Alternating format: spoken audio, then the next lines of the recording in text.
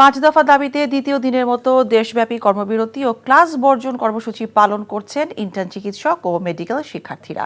এর মধ্যে হাইকোর্টে একটি দাবির পক্ষে আদেশ দিলেও বাকি দাবিতে তারা আন্দোলন অব্যাহত রাখার ঘোষণা দিয়েছেন। ইন্টার্ন চিকিৎসকদের কর্মবিরতির ফলে হাসপাতালের বহির্বিভাগের চিকিৎসা সেবা ব্যাহত হয়, ফলে ভোগান্তিতে পড়েন সেবাগ্রহীতারা। নজরানা চৌধুরীর রিপোর্ট। এই ঈদে জামা জুতো অ্যাক্সেসরিজের ডিসকাউন্ট।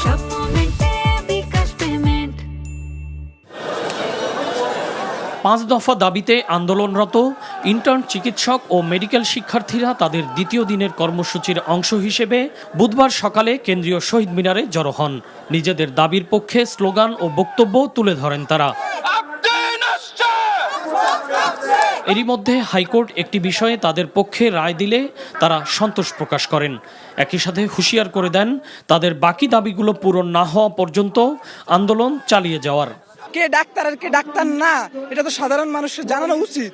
তো আপনি যদি এখন একজন ম্যাথসকে ডাক্তার স্বীকৃতি দেন, তাহলে সাধারণ জনগণ কি নিউজ পাইলে আর কি চিকিৎসা পাবে? বাংলার মাটিতে সবসময় ডাক্তার হিসাবে শুধুমাত্র এমবিবিএস বিডিএসই সবসময় নামের আগে ডাক্তার ব্যবহার করুক। এত কষ্ট করছি আমরা, এত কষ্ট করে পড়াশোনা করার পরেও যদি আমাদের দাবি, এত যৌক্তিক একটা দাবি মানা না হয়, তাহলে আমার মনে হয় যে আমরা যদি রাজপথ ছেড়ে দিই, তাহলে আমাদের নিজেদের উপর নিজেদের একটা অবমাননা করা হবে।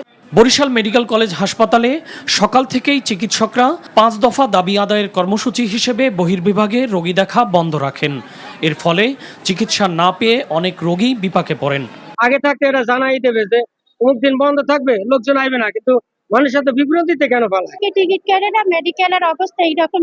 এভাবে রমজান মাসে রোগীদের নিয়ে এসে ভোগান্তি করানো ঠিক হয় নাই। এদিকে চট্টগ্রামেও একই দৃশ্য। সরকারি বেসরকারি মেডিকেল কলেজের শিক্ষার্থীরা ব্যানার ফেস্টুন নিয়ে মানববন্ধন ও বিক্ষোভ কর্মসূচি পালন করেছে। বন্ধ রয়েছে হাসপাতালের বহির্বিভাগের কার্যক্রম। আজকে এত দূর থেকে আসলাম বুধবারে, আজ থেকে কাউন্টার বন্ধ। কালকে রাত 3টার থেকে আসছি, কক্সবাজার থেকে আসছি, আজকে ডাক্তার দেখাতে পারে না। চিকিৎসকের দেখা নেই রাজশাহী মেডিকেল কলেজ হাসপাতালেও। তবে বহির্বিভাগের গেটের বাইরেই মানববন্ধন ও বিক্ষোভ কর্মসূচি পালন করে তারা। তাদের দাবির প্রতি একাত্মতা প্রকাশ করে যোগ দেন সিনিয়র চিকিৎসকরাও। ইমার্জেন্সি চিকিৎসা ব্যবস্থা চালু আছে, তো ইমার্জেন্সি চিকিৎসা ব্যবস্থা দিতে চিকিৎসকরা বিব্রতকর পরিস্থিতিতে পড়বে এবং তারা কিন্তু ইমার্জেন্সিতে চিকিৎসা দিবে না।